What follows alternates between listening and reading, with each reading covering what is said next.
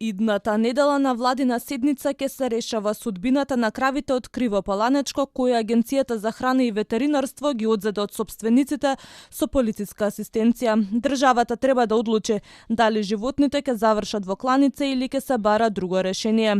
Според извори на Телма, во моментов се собрани 63 крави и се сместени во приватна кланица каде што се хранат и чуваат, а за кои АХВ има склучено договор, но конечната одлука е во рацете на владата. За сега ниту една надлежна институција нема точна евиденција колку крави всушност имале собствениците. Според извори на Телма, во 2017 година тие располагале со околу 70 грла, а до 2019 година за нив добивали државни субвенции.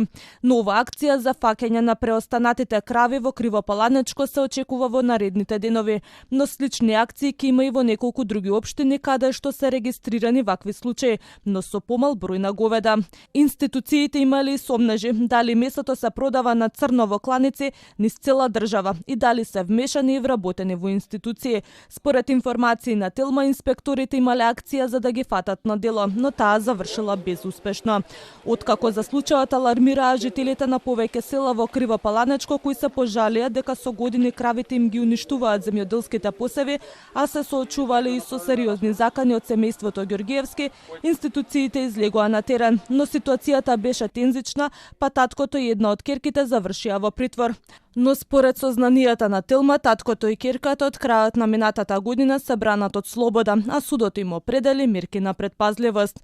Обвинителството поднесе обвинителен предлог за спречување службено лице при вршење службено дејствие, поврзано со инцидентот од 2 декември.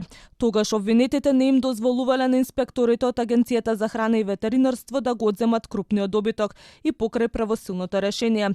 Таткото се товари за загрозување на сигурноста на присутните со сериозни закани, додека една од ќерките е обвинета за напад врз полициски службеник кој бил повикан да асистира. Според обвинението, таа го повредила полицајецот. Семејството тврди дека овој случај не е административен спор, туку системска злоупотреба, насилство и прикривање на докази. Велат дека случајот е конструиран и нема никакви злоупотреби за нивен бизнис.